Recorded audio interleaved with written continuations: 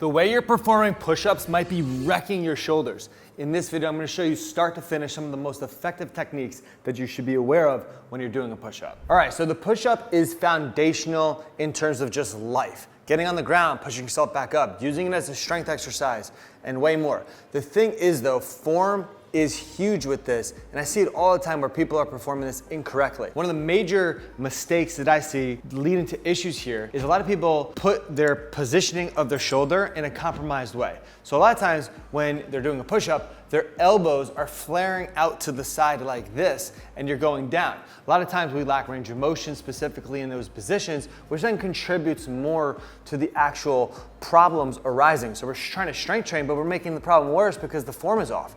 When the elbows are doing a push-up, it's more effective to think about having the elbows travel back in a 45-degree angle. And there's things that you could do for this. So let's get to it. All right, so setting up hand position is so key before you even start. Now, you don't have to be in a push-up position to actually set up first. You can just be on your knees to get placement here. I like typically your arms a little outside shoulder width. So not drastically, not directly underneath your shoulders, a little bit outside shoulder. Now from here, before you even start, the elbow positioning is gonna be key here. A lot of times we don't preset our shoulder in a position so that when we go down into this, our arm dump into the shoulder internal rotation, our elbow flares out to the side, and we look something like this as we're doing the push-up, which puts a lot of stress and irritation to the shoulder complex. Over time, these are the issues. So before you go, you want to think about screwing the ground to ground your hands into the ground. But you're not going to be moving your hands, it's just thinking of that so that your elbow actually moves. When your elbow moves, it presets the shoulder in a better optimized position. So we're going to be here, and I'm going to think about doing this motion with my hands. But notice my fingers, they're not moving. But watch my elbow, it will move. So if I'm here like this and I think about doing that motion with my hand, my elbow will turn this way, forward, which then brings my elbow in a good preset position if I maintain this as I go down. So just a quick demo here. I'm here, I screw my hands together, look at my elbows, they come forward. I maintain that position as I drop down, and my elbows will naturally track backwards. So that is step one, is making sure that you're presetting your shoulder in that position. Step two, before we do this and go into the actual position to go down, is you want to think about your hands squeezing together. That will pre-activate the shoulder or the chest muscles, which makes the push-up way more effective. You're targeting your chest. But a lot of times what do? We get into it and we just start repping out push-ups. Slow down, get the form right, and then go into this thing. So step one, presetting the shoulder positioning. Once it's here, the next step is think about squeezing your hands together, but I'm not moving. Once you think about that, you'll immediately feel your chest spark on, because the chest muscle does adduction of the arm. So it will create that pre-activation to it. Once you spread this floor apart and then you push in together, you maintain that pressure the whole time as you go down. If you do it right, you'll feel your chest on fire throughout the entire thing, and it could 10x the effectiveness of targeting it during it. So from here, just one rep, just for demo. I'm here, I spread the floor apart, my elbows are facing forward, which will then get my elbows tracking backwards. Before I go down, I'm squeezing my hands together. I'm already shaking because I feel my chest muscles on. I maintain that tension as I go down and as I come back up. And it will really emphasize that chest working when you preset and squeeze before you drop down. So that's from an upper body standpoint in terms of corrections. So screwing the hands together and then arms together. The other major issue I see all the time is this core pelvic positioning throughout it. Many times when people do this, they do the push-up, they're sagging like this and they're doing the push-up because they're lacking core engagement or coordination or stabilization. Whatever the case is, it's off and it's sagging. I don't see as often the butt raised too much. It's really the sagging, a lack of disconnection here. So we want to make sure we have awareness of presetting the ribcage pelvic alignment by use of stabilization of the core and the glute throughout the positioning of a push-up. So when we get into the push-up position, you wanna think about your pelvis or your hips that have headlights on them, okay? And you want those headlights pointing directly straight down. That will keep your body in a parallel position.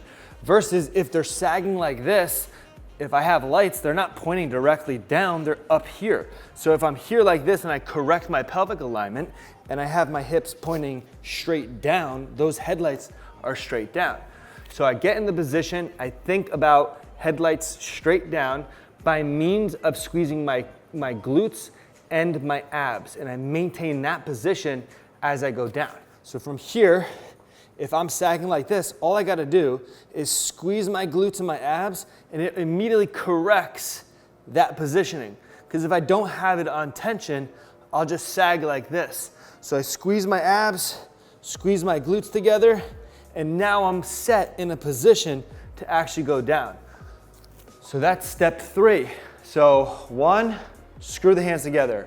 2, pull the hands up together. Then 3, squeeze the glutes and the core. You maintain all those steps, 1, 2, and 3, and then you go down into the push-up and back up. It makes it way more effective. Versus, time for push-ups. You just start repping them out.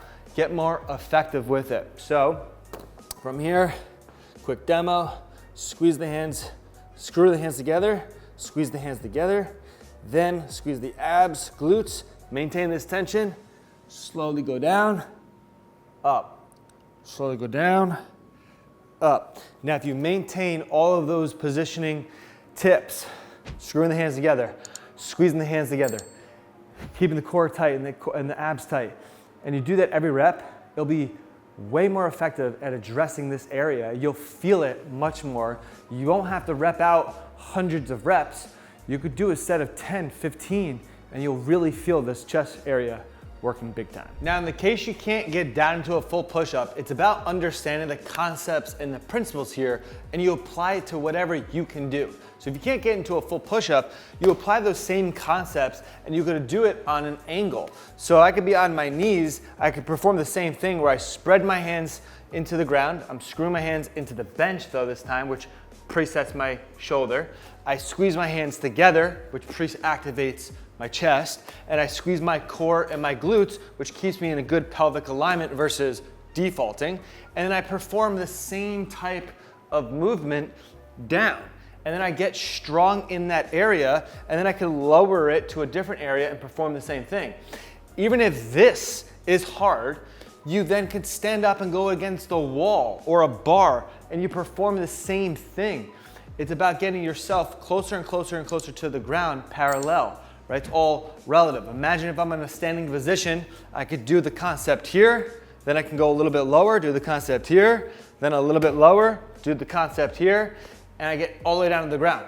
You're just getting yourself from here to be in a full push-up position. So if you can't be in that full push-up position, you could use the modification where you bring the floor up to you and you perform and get good here. Once you're good here on your knees, you could then straighten yourself and do the same concept. And you go lower and lower until you get to the floor. But that's why it's so important to really understand principles and concepts and apply it to what you can do, and then that's how you build off of stuff. Versus just doing random bits and pieces of exercises. It's about understanding stuff and understanding how to implement it. That is the magic. Well, there you go. Those are 3 major form techniques that I look out for during the push-up. There are some other nuances to this, but to make it more condensed and major concepts here, doing those 3 more effectively can make the push-up just skyrocket in terms of your performance. So really do hope you gained some value in this video, and if you did, I'd greatly appreciate it if you subscribe to the channel down below, like this video, leave any comments, and yeah, hopefully it really was helpful for you. This is Dr. Nick. I'll see you on the next one.